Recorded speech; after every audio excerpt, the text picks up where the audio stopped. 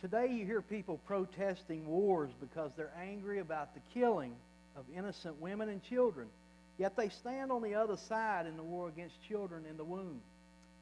I have personally seen the effects abortion have on women and children. My wife has led post-abortion support groups, and the testimonies to what women have experienced have impacted me greatly. Some professing Christians call themselves pro-choice because they are personally against abortion, but they do not want to push their views on others. If you hold this view, it is my hope that once you examine the following evidence, you will not be able to remain neutral on this critical issue any longer. I want to briefly touch on each of the following points. The pro-choice view does not align with God's pro-life view.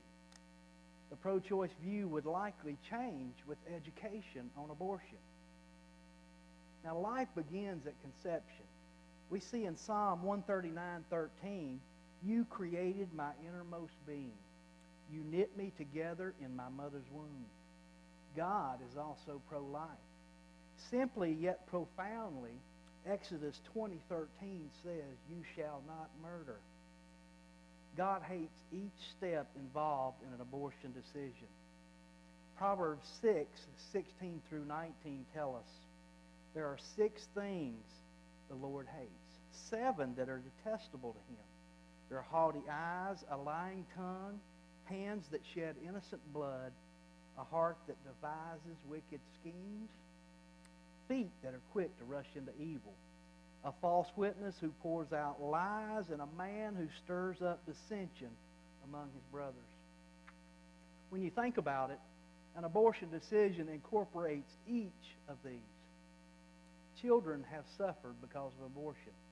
A brochure called Milestones of Early Life, produced by Heritage House, shows that the foundations of the brain, spinal cord, nervous system are in place by the 20th day after conception. The heart begins to beat by the 21st day. By the 8th week, the baby is about the size of a thumb, and every organ is present. The liver is making blood, the kidneys are functioning, and the heart beats steadily. The skull, elbows, and knees are forming. More than likely, the mother is just now becoming aware of the pregnancy. By the 9th week, the baby's eyelids and hands close if prodded, which shows the baby can feel. Teresa Burke and David Reardon reveal in their book, Abortion Trauma and Child Abuse, that due to the value of life being cheapened after abortion was made legal, the rate of reported child abuse cases have increased 330%. So it is apparent that our children have suffered the most. Now, women, they have also suffered. The effects of abortion on women is astounding. Dr. and Mrs. J.C. Wilkie's article entitled, "Why Can't We Love Them Both?" lists the symptoms of post-abortion trauma. A few of them include guilt, remorse, regret, shame, lowered self-esteem, and insomnia, nightmares, and flashbacks. Also crying, despair, depression, suicidal tendencies, alcohol and drug abuse, and sexual promiscuity. Aside from the emotional complications that arise from abortion, there are over 100 potential physical complications as well. The Elliott Institute's website, afterabortion.org, has a page entitled, "The After Effects of Abortion." They list the most common major physical complications. Some women are unable to have children. Some suffer tubal pregnancies. And some have even died from a botched abortion. In conclusion, we must seriously consider God's view of abortion and align ourselves with Him as Christians.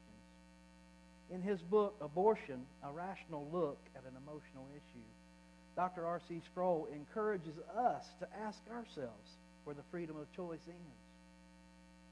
Is it when it encroaches on another person's inalienable rights of life and liberty, even if that person is still in the womb? Get involved and support ministries on the front lines in the abortion battle.